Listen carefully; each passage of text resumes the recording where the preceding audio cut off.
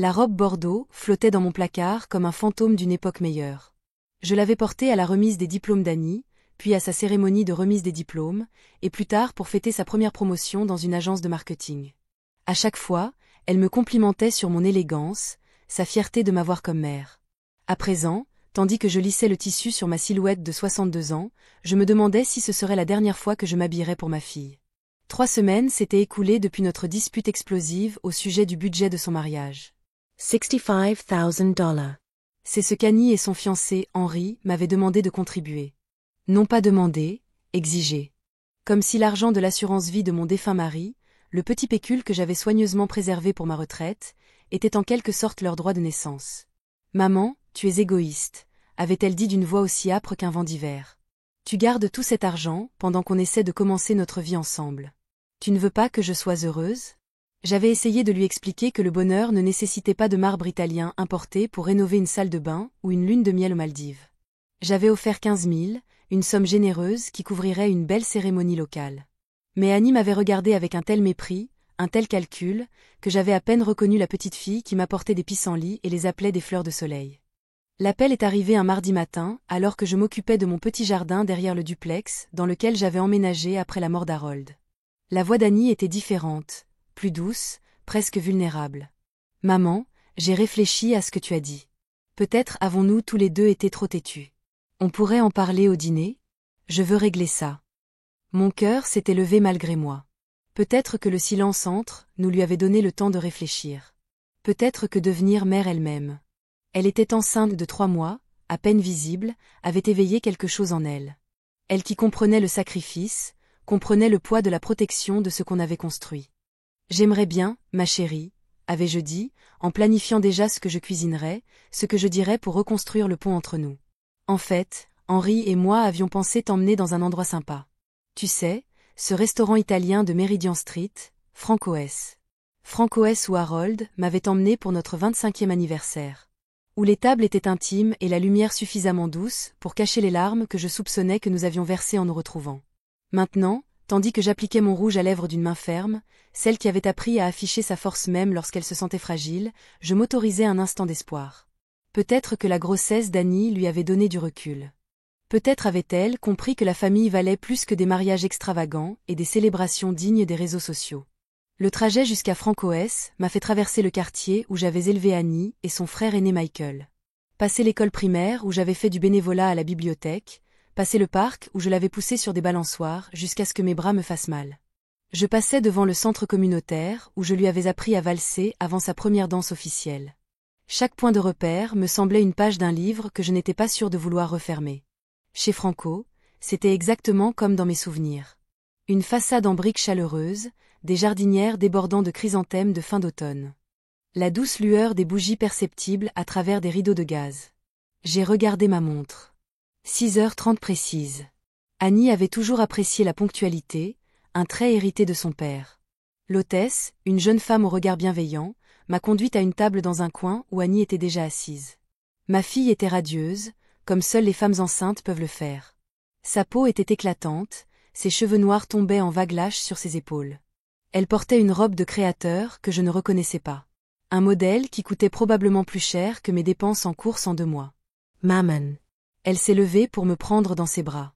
Et l'espace d'un instant, respirant son parfum familier, j'ai ressenti cette vague d'amour maternel qui avait marqué ma vie pendant 34 ans. « Tu es magnifique, ma chérie. » Je le pensais vraiment. Quelles que soient nos différences, quelle que soit la douleur qui nous séparait, elle était toujours ma fille.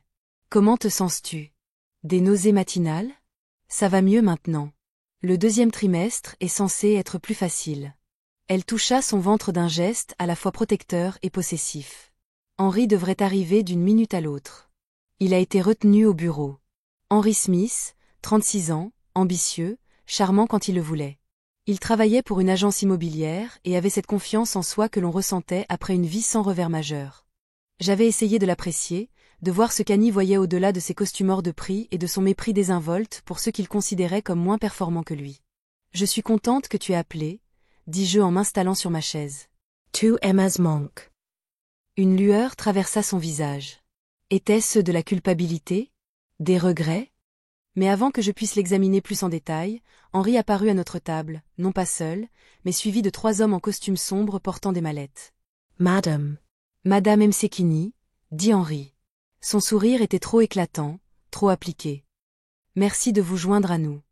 Les hommes prirent place autour de notre petite table, transformant notre dîner intime en une réunion d'affaires. Mon estomac se serra en reconnaissant le caractère chorégraphié de leur arrivée. Ce n'était pas une coïncidence. C'était planifié. Annie, dis-je prudemment. Qui sont ces messieurs? Maman, ce sont des collègues d'Henri. Sa voix était ferme, mais elle refusa de me regarder dans les yeux. Ils ont des papiers qu'ils aimeraient que vous consultiez. L'un des hommes, aux cheveux argentés et arborant ce sourire prédateur que j'avais appris à reconnaître au fil de mes années de secrétaire au cabinet, se pencha en avant. Madame McKenna, je suis Richard Kirk, l'avocat d'Henri. Nous avons préparé des documents qui, selon nous, seront utiles à toutes les personnes concernées. Ces mots flottèrent dans l'air comme de la fumée. J'ai ressenti la même oppression familière que 3 semaines auparavant, lorsqu'Annie avait formulé ses premières exigences. Mais cette fois, au lieu de la colère, j'ai ressenti quelque chose. Plus froid. Quelque chose qui s'était accumulé au fil des semaines de silence. Quel genre de document? Demandai-je, tout en sachant déjà que cette conversation finirait mal. Henri s'éclaircit la gorge. C'est très simple, Madame Msekini. Nous vous demandons de signer une procuration qui nous autoriserait à gérer vos affaires financières. Vu votre âge et le fait que vous vivez seul maintenant, il est logique que quelqu'un de plus jeune gère vos investissements et vos décisions immobilières. Mon âge, répétai-je doucement. J'ai 62 ans, Henri. Pas 92. Bien sûr, dit-il d'un ton condescendant. Mais vous devez admettre que ces choses sont complexes. Les marchés immobiliers, les portefeuilles d'investissement. Ce n'est pas quelque chose dont vous devriez vous soucier. Je regardai Annie, attendant qu'elle parle, qu'elle s'explique, qu'elle montre que ce n'était pas son idée. Mais elle resta silencieuse, les mains jointes sur les genoux, les yeux rivés sur la table. L'avocat poussa un dossier en papier Kraft sur la table. Si tu pouvais juste signer ici, et parapher là, on pourrait tout régler ce soir. J'ai ouvert le dossier, même si je savais déjà ce que j'allais trouver. Des procurations qui donneraient à Henri et Annie le contrôle de mes comptes bancaires, de ma maison, de mes assurances, de tout ce qu'Harold et moi avions bâti pendant 40 ans. Et si je ne signe pas, ai-je demandé d'une voix ferme malgré le tremblement de terre qui me secouait la poitrine. Annie a finalement levé les yeux, et l'expression dans ses yeux était une expression que je n'avais jamais vue auparavant. Froide, calculatrice, definitive. Alors tu ne verras pas ton petit-fils grandir, a-t-elle dit simplement. C'est ton choix, maman.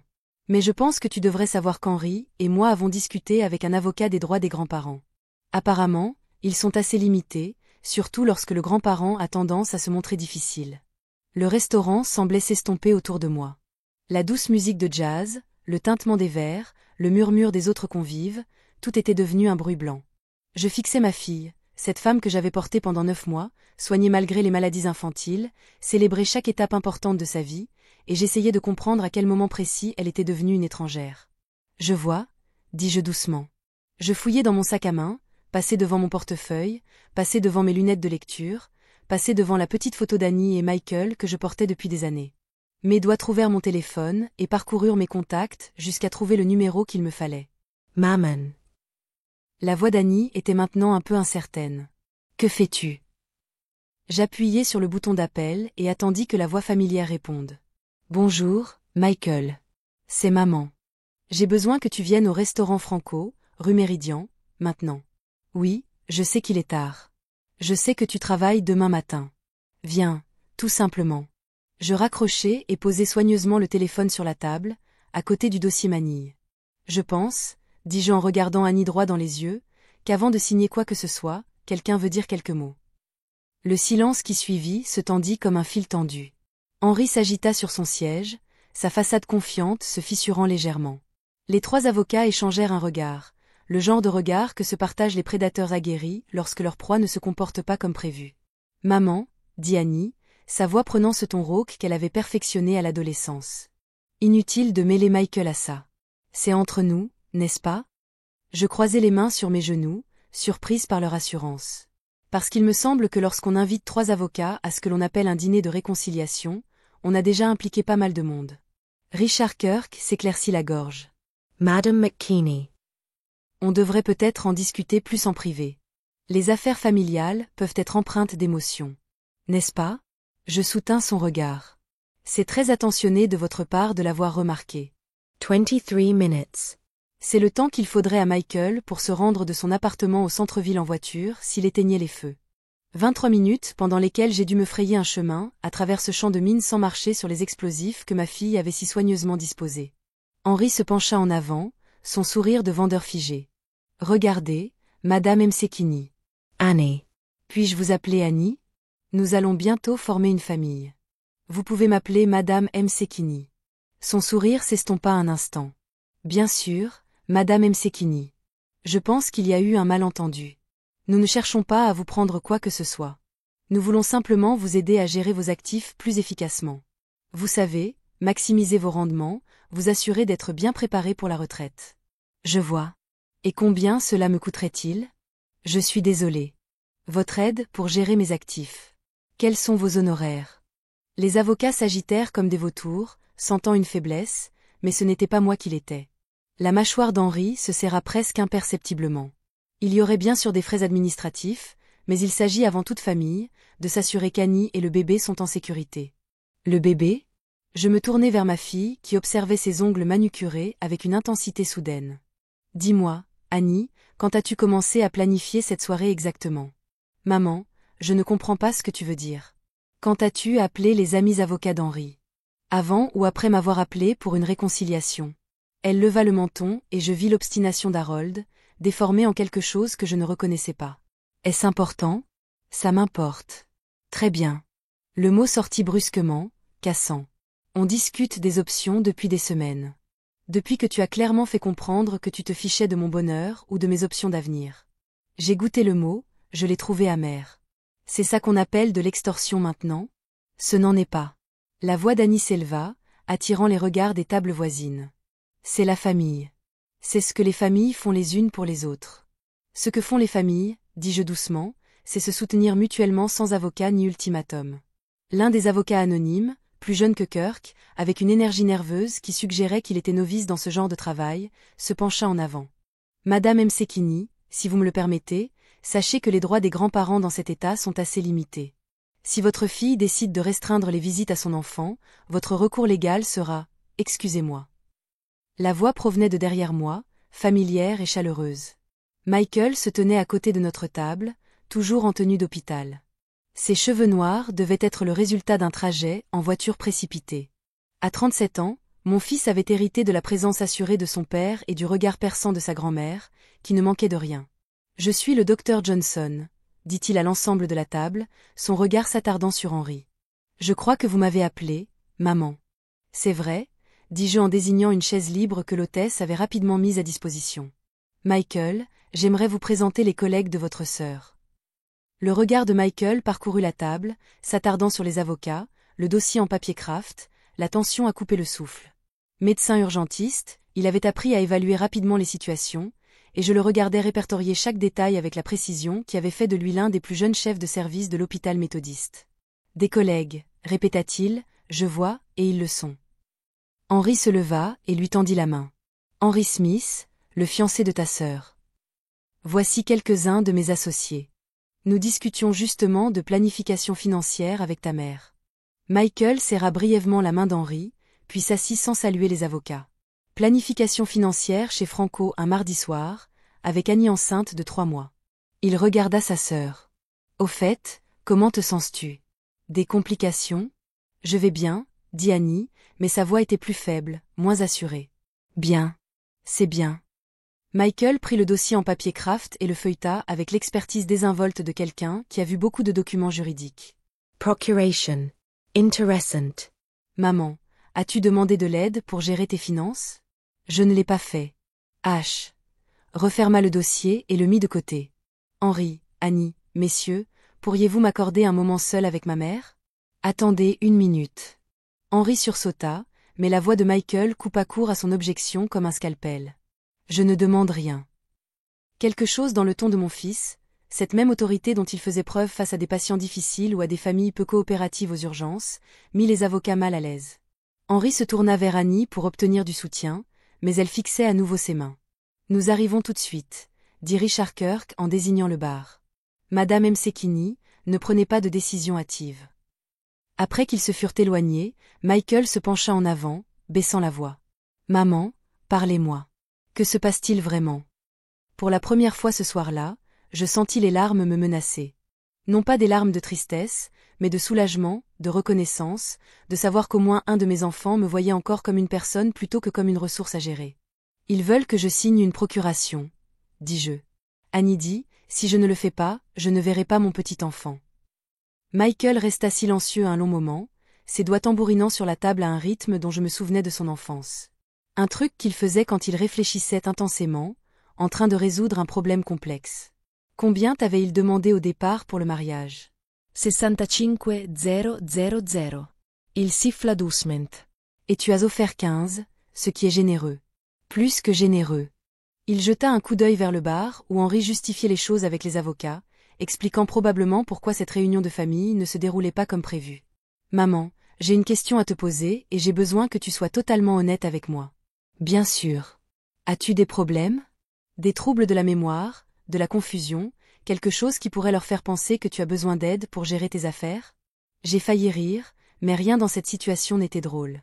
Michael, le mois dernier, j'ai équilibré mon chéquier au centime près, renégocié mon assurance auto pour économiser $200 par an et repéré une erreur dans mon avis d'imposition foncière qui m'a fait économiser $800. Est-ce que ça ressemble à quelqu'un qui a besoin de gestion financière? Non, ce n'est pas le cas. Sa mâchoire se serra d'une manière qui me rappela Harold lorsqu'il était vraiment en colère. Non pas un bref éclair d'irritation, mais la fureur profonde et froide qui naissait du fait d'être témoin d'une véritable injustice. On aurait dit quelqu'un qui avait si bien appris à son fils à gérer son argent qu'il a obtenu son diplôme de médecine avec un minimum de dettes. Tu as travaillé pour ça. J'ai travaillé pour ça parce que tu m'as appris la valeur du travail. Tu m'as montré comment me sacrifier pour l'essentiel. Il regarda Annie, qui nous observait de l'autre côté du restaurant avec une expression que je ne pouvais déchiffrer. Qu'est-il arrivé à sa mère? Quand est-elle devenue cette personne? C'était la question que je me posais depuis des mois, peut-être des années. Quand l'ambition de ma fille s'était-elle transformée en un sentiment de droit acquis? Quand ses rêves étaient-ils devenus des exigences? Quand son amour était-il devenu conditionnel à ce que je pouvais lui apporter plutôt qu'à qui j'étais? Je ne sais pas, ai-je admis. Peut-être que je l'avais trop protégée. Peut-être que je lui avais trop facilité les choses. Ou peut-être que Henri lui était arrivé. Je suivis son regard vers l'endroit où le fiancé de ma fille était maintenant au téléphone. Sa voix était animée, sa main libre fendant l'air en gestes brusques. Même de l'autre côté de la salle, je pouvais voir le calcul dans sa posture. Sa façon de se positionner pour attirer l'attention. Tu crois qu'il est derrière tout ça? Je pense que c'est un homme qui voit une opportunité. Michael tendit la main par-dessus la table, couvrit la mienne de la sienne, mais je pense aussi qu'Annie a 34 ans et est responsable de ses propres choix. La question est, que veux-tu faire? Avant que je puisse répondre, Henri retourna à grands pas vers notre table, les avocats le suivant comme une meute bien habillée. Annie le suivit plus lentement, une main pressée contre son ventre dans un geste soit protecteur, soit performatif. Je ne faisais plus la différence. Je suis désolé de t'interrompre, dit Henri, l'air de rien. Mais nous avons un calendrier sur lequel nous travaillons. Le mariage est dans 3 mois, et il y a des prestataires qui ont besoin d'acompte, des lieux à réserver. Bien sûr, dis-je en me levant lentement. Calendrier. C'est gentil de ta part de le mentionner. J'ai pris mon sac à main et vérifié que mon téléphone était facilement accessible. Autour de nous, le restaurant bourdonnait des conversations discrètes de couples partageant du vin, de familles fêtant des anniversaires, d'amis se retrouvant autour d'un plat de pâtes, de gens ordinaires vivant une vie normale, ignorant qu'à la table 12, une famille était disséquée avec une précision chirurgicale. J'ai pris ma décision, dis-je, assez fort pour que tout le monde l'entende. Le visage d'Annie se figea. Et je souris. Le même sourire que j'arborais aux réunions de parents d'élèves, face à des enseignants qui sous-estimaient les enfants des autres. Le même sourire que j'avais perfectionné pendant 40 ans de mariage avec un homme qui mettait parfois ma patience à l'épreuve, mais jamais ma loyauté. Je signe, dis-je. Le soulagement qui traversa le visage d'Henri était presque comique. Richard Kirk Surratt. Même Annie sembla se détendre, ses épaules s'affaissant légèrement. Mais d'abord, poursuivis-je en attrapant mon téléphone. Il y a quelqu'un d'autre qui veut dire quelques mots. Je parcourus mes contacts jusqu'à trouver le numéro que j'avais ajouté il y a 2 semaines, une précaution que j'avais prise après le premier ultimatum d'Annie. quand l'intuition d'une mère m'avait murmuré que ce dîner de réconciliation pourrait être tout sauf réconciliateur. Louise, dis-je lorsque la voix familière répondit, c'est Annie Msekini. Oui, je sais qu'il est tard. Pourrais-tu venir? Le restaurant Franco, rue Méridian? Apporter les documents dont nous avons discuté. L'expression d'Henri passa du soulagement à la confusion, puis à une sorte d'inquiétude. Qui est Louise? Je posai prudemment le téléphone, constatant à quel point le simple fait de passer un appel pouvait changer l'atmosphère d'une pièce. Les avocats chuchotaient entre eux, et Annie nous regardait, Henri et moi, avec un malaise grandissant. Louise tremble, dis-je aimablement. Mon avocat. Le silence qui suivit fut différent du précédent, plus pesant, plus dangereux. Le sourire prédateur de Richard Kirk avait complètement disparu, remplacé par le regard perçant d'un chasseur qui réalisait soudain qu'il était peut-être celui qu'on traquait. Votre avocat? Répéta lentement Henri. Quand avez-vous engagé un avocat? Le jour même où vous avez commencé à interroger mes voisins sur mon état mental, répondis-je en observant attentivement son visage. Pensiez-vous vraiment que Madame Anderson ne mentionnerait pas qu'un gentil jeune homme était passé me demander si j'avais agi bizarrement ces derniers temps? Si j'avais oublié des choses, pris de mauvaises décisions?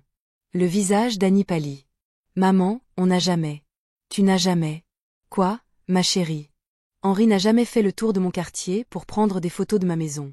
Il n'a jamais discuté avec mon facteur pour savoir si je payais mes factures à temps. J'ai gardé un ton conversationnel, presque maternel. Son ami de l'agence immobilière n'a jamais fait comparer ma propriété pour voir à quel prix elle pourrait se vendre. Michael s'est adossé à sa chaise, et je l'ai vu assembler les pièces du puzzle avec cette rapidité d'analyse qui faisait son talent. Bon sang, Annie, depuis combien de temps prépares-tu ça? Ce n'est pas ce que tu crois, a-t-elle dit, mais sa voix manquait de conviction. N'est-ce pas? J'ai ouvert mon sac à main et en ai sorti une petite enveloppe Kraft, car je pense que c'est exactement ce à quoi elle ressemble. Une tentative systématique de justifier mon incompétence à gérer mes propres affaires. J'ai étalé le contenu de l'enveloppe sur la table.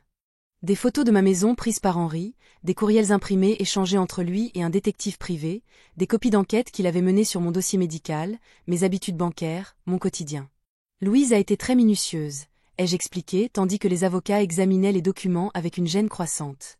C'est incroyable ce que les gens peuvent dire à un détective privé, n'est-ce pas? Surtout quand cet enquêteur ressemble à une gentille grand-mère. Le plus jeune avocat, le plus nerveux, transpirait à grosses gouttes. Madame Msekini, je pense qu'il y a eu un malentendu sur les intentions de notre cliente.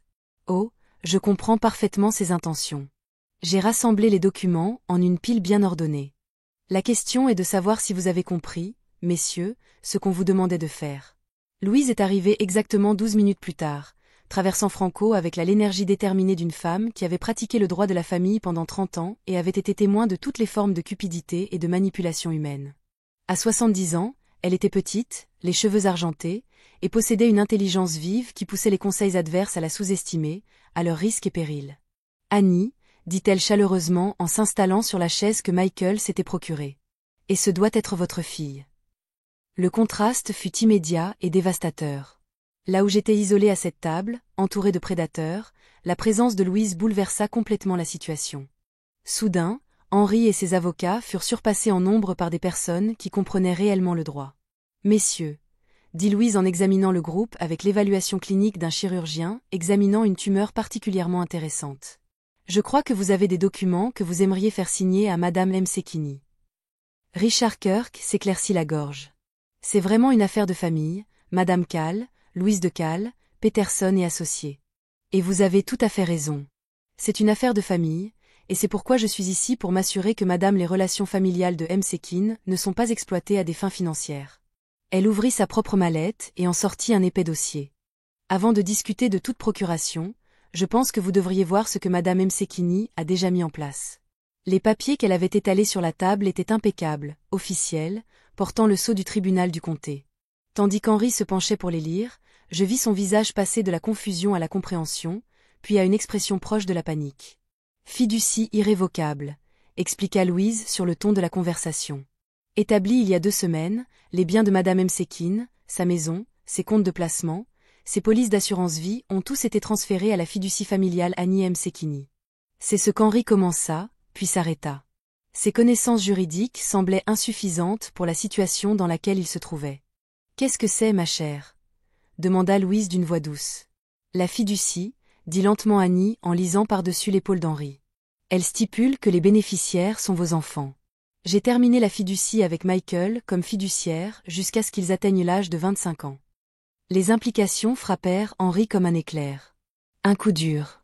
Je le voyais calculer, recalculer, essayer de trouver un moyen de continuer à avoir accès à l'argent sur lequel il comptait. Mais qu'en est-il du mariage? Demanda-t-il. Et nos dépenses? Et elle? Demanda Louise. La fiducie couvre les frais d'éducation, les soins médicaux et un coût de la vie raisonnable pour les bénéficiaires. Je ne vois pas comment la rénovation d'une salle de bain en marbre italien peut être qualifiée de tout cela. C'est ridicule, dit Henri, son sang-froid finissant par craquer. Annie, dis-leur. Dis-leur que nous avions un accord. Et toi? Demanda Michael à sa sœur d'une voix douce. Aviez-vous un accord ou aviez-vous des exigences appuyées par des menaces? Annie regarda autour de la table le visage furieux d'Henri, les avocats qui calculaient déjà comment se distancier de ce gâchis, l'expression déçue de Michael, le calme professionnel de Louise. Finalement, son regard se posa sur moi. Je suis enceinte, dit-elle, comme si cela expliquait tout. Nous avons besoin de sécurité. Nous devons être certains que notre enfant sera pris en charge. Votre enfant sera pris en charge, dis-je doucement. Mieux que vous ne pouvez l'imaginer. La fiducie financera la meilleure éducation, les meilleurs soins médicaux, toutes les opportunités qu'un grand-parent pourrait souhaiter lui offrir. Mais Henri n'y aura pas accès. Vous ne pouvez pas faire ça, dit Henri en élevant la voix. Annie est votre fille. Vous ne pouvez pas la rayer de votre testament à cause d'un mariage. Je ne la raie de rien, répondis-je. Je protège son héritage de vous. Louise sourit, le genre de sourire qui avait probablement terrifié le conseil adverse pendant 3 décennies. Monsieur Smith, vous pourriez peut-être appeler votre propre avocat, car je pense que vous pourriez avoir besoin d'un avis juridique indépendant sur les implications de ce que nous avons découvert concernant votre enquête prénuptiale sur la mère de votre fiancé. La menace planait comme de la fumée. Henri se tourna vers Richard Kirk pour obtenir du soutien, mais l'avocat plus âgé rassemblait déjà ses papiers.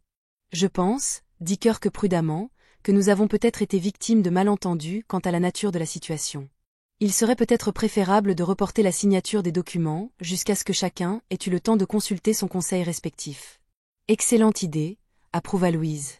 Madame Mona Kukini, Onigregaba. Je pense que vous avez accompli ce que vous étiez venu faire. Je me levai lentement, prenant mon temps, laissant le poids de ce qui venait de se passer retomber sur la table comme la poussière après une explosion. Annie pleurait maintenant, des larmes silencieuses qui auraient pu être le signe d'un chagrin sincère ou d'une manipulation calculée.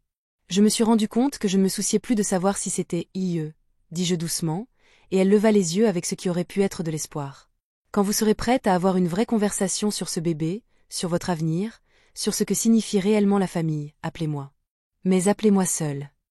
Je me tournai vers Henri, qui fixait les documents de fiducie comme s'il pouvait en modifier le contenu par la seule force de sa volonté. Quant à vous, dis-je d'une voix imprégnée de l'autorité d'une femme ayant passé 62 ans à apprendre à reconnaître les prédateurs. Reste loin de ma famille. Reste loin de chez moi. Et si j'apprends que tu as posé une dernière question sur mes compétences ou mes finances, Louise et moi aurons une conversation bien différente sur le harcèlement et la maltraitance des personnes âgées. Michael se leva également, sortant de l'argent de son portefeuille pour payer les boissons commandées. Annie, dit-il à sa sœur, tu es la bienvenue chez moi si tu as besoin de réfléchir, mais viens seule et laisse tes manigances financières à la porte. Alors que nous nous dirigions vers la sortie, j'entendis la voix d'Henri s'élever derrière nous, discutant avec les avocats, avec Annie, avec quiconque voulait bien l'entendre de l'équité, des droits et de l'injustice de tout cela. Le son nous suivit dans l'air frais du soir, absorbé par la vaste indifférence de l'univers. « Comment te sens-tu » demanda Louise alors que nous étions sur le trottoir devant Francoès. J'ai réfléchi attentivement à la question. Dans le restaurant, ma fille essayait probablement de sauver sa relation avec un homme qui la voyait avant tout comme une porte ouverte à l'argent facile. À l'intérieur, Henri apprenait qu'il existait encore des femmes dans le monde qui ne se laissaient ni intimider ni manipuler pour renoncer à ce qu'elles avaient construit. « Libre », dis-je enfin. Pour la première fois depuis des mois, je me sens libre. Louise hocha la tête d'un air approbateur. Bien. Maintenant, le plus dur est de décider ce que l'on veut construire avec cette liberté. 3 semaines plus tard, je me tenais dans ma cuisine en train de préparer du café pour 2, regardant le soleil matinal peindre des motifs géométriques sur le sol en linoléum qu'Harold et moi avions installé 23 ans plus tôt. La maison semblait différente maintenant, non pas vide, mais paisible. Il y avait une différence que je commençais seulement à comprendre. La sonnette retentit à 9 heures précises. J'avais appris à apprécier la ponctualité encore plus depuis Franco, car j'avais appris la valeur des gens qui disent ce qu'ils pensent et tiennent leurs promesses. Pile à l'heure, dis-je en ouvrant la porte pour trouver Janet Water, tenant un plat à gratin avec couvercle et arborant ce genre de sourire qui suggérait qu'elle avait des nouvelles à annoncer.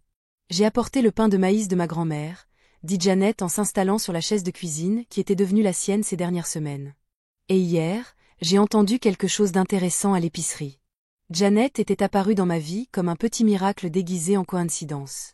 2 jours après le dîner chez Franco, elle avait frappé à ma porte, se présentant comme ma nouvelle voisine, une veuve récente qui avait emménagé dans le duplex d'Axe en Grave côté après 45 ans dans la maison où elle avait élevé ses 4 enfants. À 67 ans, Janet était mince et pleine d'énergie, avec ses cheveux argentés coiffés d'un carré pratique et ce regard direct qui suggérait qu'elle avait assez vu la vie pour savoir ce qui comptait et ce qui ne comptait pas. Plus important encore, elle avait le don d'écouter sans juger et une immunité totale au drame des autres. Quel genre d'intéressant, demandai-je en versant du café dans les tasses que nous avions choisies ensemble chez l'antiquaire du centre-ville. Une partie de ce que Janet appelait mon projet de récupération. Henry Smith était à la banque hier, dit-elle en acceptant sa tasse avec l'air satisfait de quelqu'un qui apprécie une bonne histoire. Apparemment, il était très contrarié par le gel de certains comptes. Je m'assis en face d'elle, constatant combien cela me semblait naturel d'avoir quelqu'un avec qui partager un café, quelqu'un qui comprenait que les ragots pouvaient être une forme de justice lorsqu'ils révélaient la vérité aux bonnes personnes. Compte gelé. Son associé semble avoir découvert des irrégularités sur leur compte séquestre. Quelque chose à propos de dépôts de clients utilisés pour des dépenses personnelles. Les yeux de Janet brillaient du plaisir particulier que procurait le karma à l'œuvre avec une précision efficace. Il paraît qu'il pourrait être confronté à des difficultés professionnelles. J'assistais à cette information avec la neutralité prudente que j'avais perfectionnée au cours du mois précédent. Depuis Franco, j'avais appris que la vengeance était plus satisfaisante lorsqu'elle était servie par quelqu'un d'autre que soi-même. Quand l'univers s'ajustait simplement pour refléter les conséquences naturelles de mauvais choix. Et Annie, demandai-je, sans être sûr de vouloir entendre la réponse. Shopping de robes de mariée dans les magasins d'usine de Greenville. Apparemment, la rénovation de la salle de bain en marbre italien a été reportée Sindai. Nous sommes restés assis un moment dans un silence confortable, buvant notre café et écoutant les bruits de notre quartier s'animer. Les enfants allaient à l'école, les voitures démarraient, le rythme familier de la vie quotidienne continuait malgré les petits drames qui le perturbaient parfois. « As-tu des nouvelles de Michael ?» demanda Janet. Hier, il m'a dit qu'Annie l'avait appelé pour lui demander s'il pensait qu'elle faisait une erreur. J'ai posé ma tasse avec précaution. Il lui a dit que c'était une question qu'elle seule pouvait répondre. Un garçon intelligent, un homme intelligent, ai-je corrigé. Il tient ça de son père. Le téléphone a sonné et j'ai ressenti cette oppression familière dans ma poitrine, devenue la réponse automatique de mon corps aux appels inattendus. Mais lorsque j'ai vérifié l'écran, il a affiché un numéro que je ne reconnaissais pas, un indicatif régional, mais qui ne figurait pas dans mes contacts. Madame Msekini, la voix était jeune, féminine, nerveuse. Ici Diana Reed du Centre communautaire Méridien. J'espère que je n'appelle pas trop tôt. Pas du tout. Comment puis-je vous aider? Eh bien, cela peut paraître étrange, mais nous avons été informés de votre situation par Louise Coles. Elle m'a dit que des opportunités de bénévolat pourraient vous intéresser. J'ai regardé Janet, qui écoutait avec l'attention polie de quelqu'un qui a appris que les appels téléphoniques des autres contenaient souvent des informations intéressantes. Quel genre d'opportunités? Nous avons un programme pour les personnes âgées victimes d'exploitation financière, celles dont les familles ou les aidants tentent d'abuser. Louise pensait que vous pourriez être particulièrement qualifié pour les aider. L'ironie m'a convaincu que ma propre crise familiale pourrait servir de base pour aider d'autres personnes à surmonter des difficultés similaires. Mais l'idée avait quelque chose d'attirant. Quelque chose qui ressemblait à transformer un poison en remède. Dites-m'en plus, ai-je dit. Pendant les 20 minutes qui ont suivi, Diana a expliqué le programme. Des personnes âgées s'entraident entre elles, partagent des stratégies pour reconnaître la manipulation, des ressources pour la protection juridique, un soutien émotionnel pour ceux qui ont été trahis par leurs proches. C'était à la fois un groupe de soutien, une organisation de défense des droits et un système d'alerte précoce pour une communauté de plus en plus ciblée par des escrocs sophistiqués, tant professionnels que familiaux. Nous nous retrouvons le mardi soir à 19h. Diana conclut, on prend un café et on discute très informellement, surtout, mais on a aidé pas mal de gens à éviter des situations comme celle décrite par Louise. J'y réfléchirai, dis-je. Pourtant, j'y pensais déjà, m'imaginant déjà dans une pièce pleine de gens qui comprenaient la douleur particulière d'être perçus comme une ressource plutôt que comme une personne. Après avoir raccroché, Janet me regarda avec l'expression de quelqu'un qui a reconnu quelque chose d'important. Tu vas le faire, dit-elle. Ce n'était pas une question. Probablement bien. Tu as besoin de quelque chose qui t'appartient, quelque chose qui n'a rien à voir avec le fait d'être la mère, la grand-mère ou une victime potentielle. C'était exactement ce qu'il fallait dire. Délivrée avec cette sagesse pragmatique qui avait fait de Janet un cadeau si inattendu dans ma vie. Elle concevait la transformation non pas comme une réinvention radicale, mais comme une reconquête progressive d'un espace qui nous avait toujours appartenu. L'après-midi, un autre appel arriva. Celui de Michael, celui-là. Maman, je voulais te prévenir. Annie a posé des questions sur la fiducie, notamment pour savoir s'il y avait moyen de la modifier. Je lui ai dit qu'irrévocable, c'est bien sûr irrévocable, mais elle semble penser qu'il pourrait y avoir des failles. Elle a évoqué une influence indue, le fait que Louise vous fasse pression pour que vous preniez des décisions que vous n'auriez peut-être pas prises autrement. J'ai ressenti une colère familière, mais elle était différente maintenant. Plus nette, plus concentrée. Non pas la rage impuissante de quelqu'un agressé, mais l'irritation délibérée de quelqu'un dont les limites sont mises à l'épreuve. Laisse-moi deviner, ai-je dit. L'idée d'Henri, probablement. Mais maman, c'est elle qui décide. C'est elle qui a choisi de poursuivre. Je sais. Et je le savais enfin, complètement. Annie était une adulte qui avait fait des choix d'adulte, et ces choix avaient des conséquences qui allaient au-delà des budgets de mariage et des rénovations de salle de bain. Il y a autre chose, a dit Michael prudemment. Elle m'a demandé si je pensais que tu changerais d'avis si elle mettait fin à tes fiançailles. Que lui as-tu dit? Je lui ai dit que les décisions motivées par l'argent mènent rarement au bonheur, mais que sa relation avec Henri ne me regardait pas vraiment. Il a marqué une pause. Je lui ai aussi dit que si elle voulait arranger les choses avec toi, il faudrait commencer par une conversation honnête sur ce qu'elle avait fait et pourquoi. Et elle a raccroché. J'ai assimilé cette information avec la même acceptation sereine que j'avais apportée à chaque révélation du mois dernier. Chaque preuve qu'Annie avait choisi Henri, choisi l'argent, choisi la manipulation plutôt que la famille, ne faisait que confirmer ce que je savais déjà. Que ma fille était devenue quelqu'un que je ne reconnaissais pas. Et que me protéger de ses choix n'était pas de la cruauté, mais une nécessité. Michael, ai-je dit, je veux que tu saches que quoi qu'il arrive avec Annie, ça ne change rien entre nous. Tu es un homme bien et un bon fils, et je suis fière de la vie que tu as construite. Maman, sa voix était chargée d'émotion. Je n'arrête pas de me dire que je devrais pouvoir arranger ça d'une manière ou d'une autre. Trouver un terrain d'entente. Certaines choses ne peuvent pas être réparées, mon cœur. Certaines choses ne peuvent qu'être acceptées. Après avoir raccroché, j'ai traversé ma maison lentement, la regardant avec un regard neuf. Le salon, où Annie avait joué à la poupée et plus tard amené ses petits amis pour obtenir mon approbation. La cuisine où je lui avais appris à faire de la pâte à tarte et où elle avait annoncé ses fiançailles avec Henri. Le couloir, bordé de photos de famille, semblait soudain témoigner d'une histoire terminée. Mais les fins, j'apprenais, étaient aussi des commencements. Demain, j'appellerai Diana Reed et je serai bénévole pour le programme du centre communautaire. La semaine suivante, Janet et moi irions à Nashville visiter le musée qu'elle rêvait de voir depuis le décès de son mari. Le mois suivant, Louise et moi nous rencontrions pour discuter du lancement d'un programme d'éducation financière pour les femmes de mon âge qui n'avaient jamais géré leur argent de manière indépendante. L'avenir s'étendait devant moi comme une route inexplorée. Et pour la première fois depuis des années, j'étais sincèrement curieuse de savoir où il pourrait mener. Il y aurait d'autres dîners, d'autres conversations, d'autres occasions de choisir la dignité plutôt que le désespoir, la sagesse plutôt que les vœux pieux. La robe bordeaux était toujours accrochée dans mon placard, mais j'imaginais déjà d'autres vêtements, d'autres occasions, d'autres versions de moi-même que je n'avais pas encore découvertes. La femme qui était entrée chez Franco 3 semaines plus tôt avait été la victime de quelqu'un. Celle qui en était ressortie était bien plus dangereuse pour des gens comme Henri Smith. C'était quelqu'un d'immobile. 6 mois après Franco, je me tenais dans le hall principal du centre communautaire, observant 12 femmes et 3 hommes disposer des chaises pliantes en cercle. À 72 ans, Maxine Makowski évoluait avec l'énergie déterminée de quelqu'un qui avait passé sa retraite à découvrir que l'âge n'était qu'un défi de plus à surmonter. Rosa Pratt-Kelly, à peine 60 ans, mais portant l'épuisement de celle qui luttait depuis des années contre la dépendance au jeu de son fils, déposait soigneusement des mouchoirs sur la petite table au centre de notre cercle. Un geste pratique qui témoignait des larmes qui accompagnaient souvent nos réunions du mardi soir. « Annie est là tôt ce soir », murmura Janet en s'installant sur la chaise à côté de la mienne. Elle avait commencé à assister aux réunions 3 semaines après moi, prétendant vouloir apprendre à repérer les signes avant-coureurs de l'exploitation financière.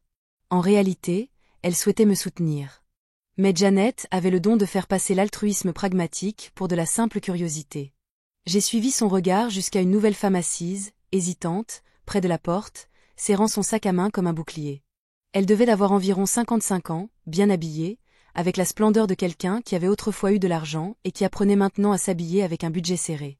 Ses cheveux étaient parfaitement coiffés, mais je voyais les signes révélateurs du stress dans sa façon de tenir ses épaules et dans le léger tremblement de ses mains.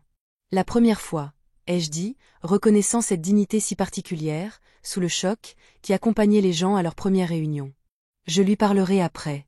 Les 6 derniers mois m'avaient appris qu'il y avait autant de façons d'être exploité financièrement que de familles prêtes à justifier le vol par l'amour. J'avais entendu des histoires qui rendaient les exigences d'Annie presque désuètes. Des enfants qui avaient imité la signature de leurs parents sur des prêts hypothécaires inversés. Des petits-enfants qui avaient utilisé les cartes de crédit de leurs grands-parents pour financer leurs addictions. Des conjoints qui avaient systématiquement vidé leurs comptes joints pendant que leurs partenaires luttaient contre la maladie. Mais j'avais aussi été témoin de guérisons qui prouvaient que la capacité humaine à se reconstruire était bien plus forte que la capacité à se détruire.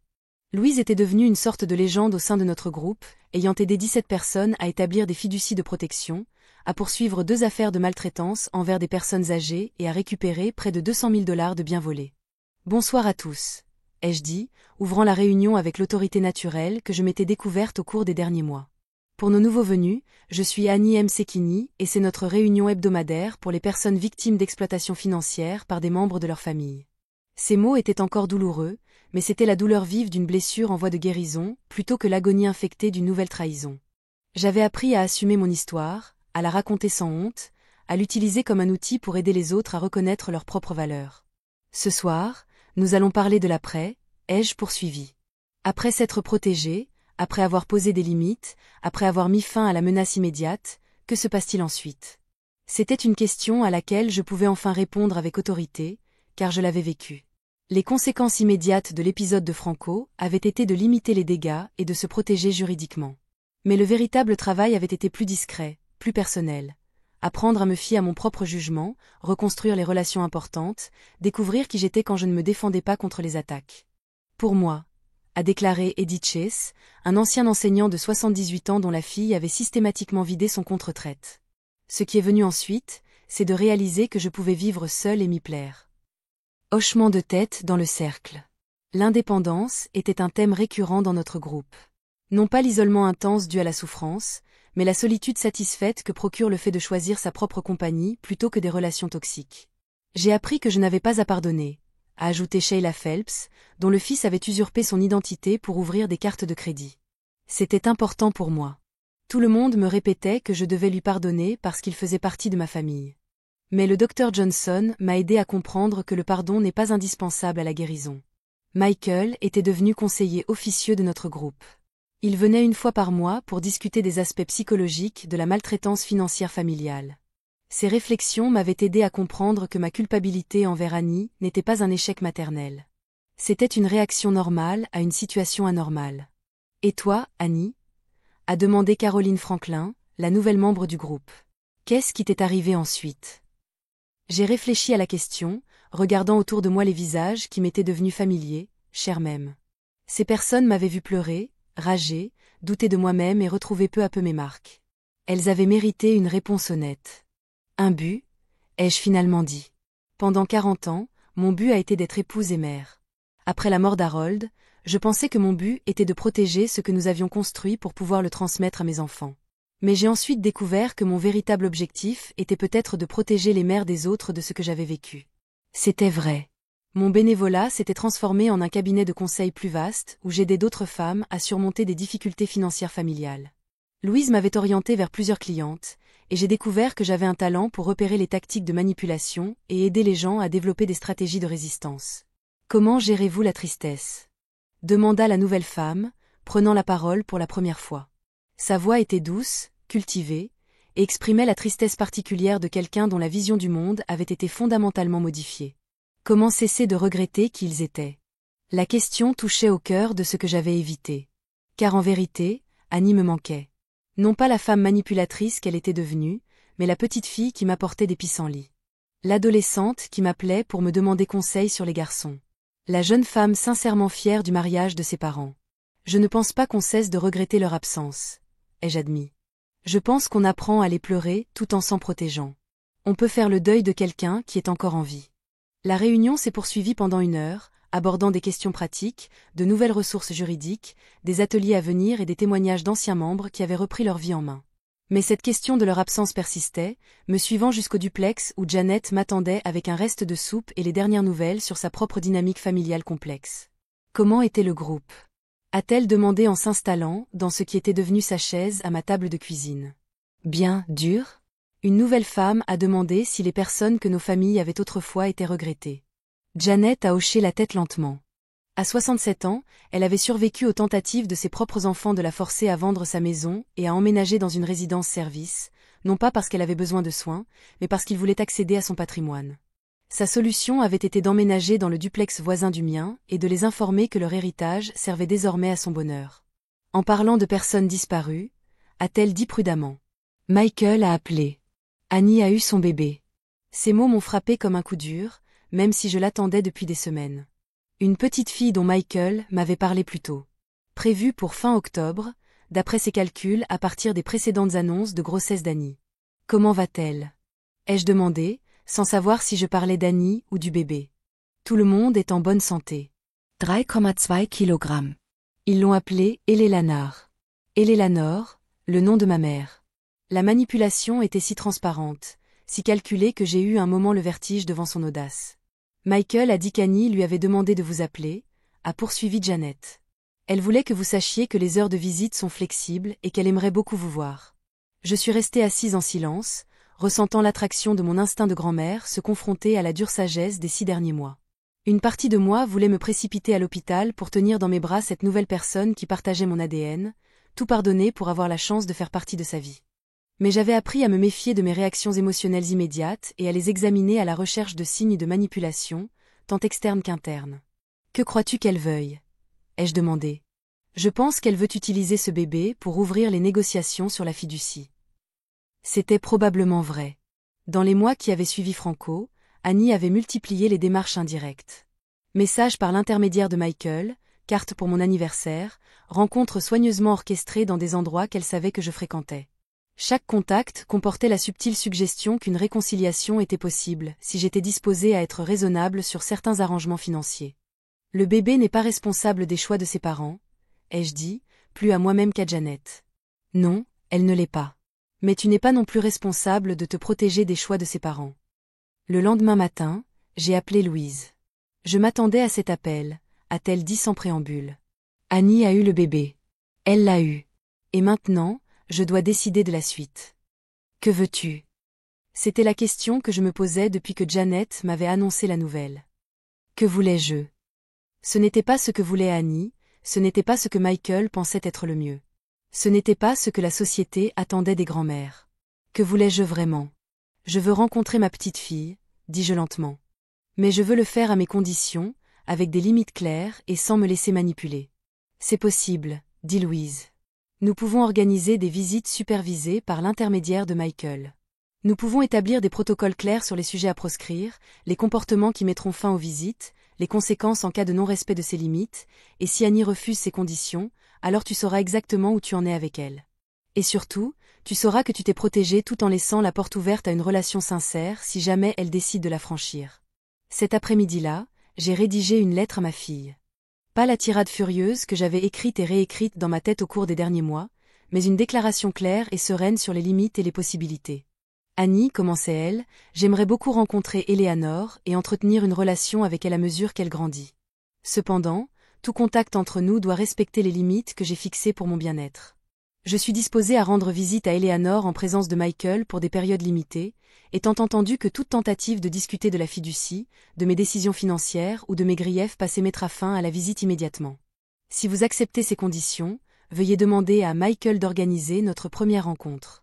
Si vous ne le pouvez pas, j'espère que vous reconsidérerez votre décision lorsque vous serez prêt à privilégier la relation d'Eleanor avec sa grand-mère plutôt que votre relation avec mon argent. J'aimerai toujours la fille que tu étais. Je ne suis plus disposée à être la victime de la personne que tu as choisi de devenir. Avec l'espoir de ton épanouissement et des limites pour ma protection, maman. J'ai scellé la lettre avant de pouvoir me remettre en question, puis je me suis dirigée vers la boîte aux lettres avec la satisfaction de quelqu'un qui a appris la différence entre abandonner et fixer des conditions. L'avenir n'était pas encore écrit, mais je l'écrirais selon mes propres termes, avec ma propre plume, avec ma propre voix. Et si ma petite fille voulait faire partie de cette histoire, elle serait accueillie avec amour, sagesse et la protection féroce d'une grand-mère qui avait appris que le plus beau cadeau que l'on puisse offrir à un enfant est l'exemple d'une femme qui ne peut être émue.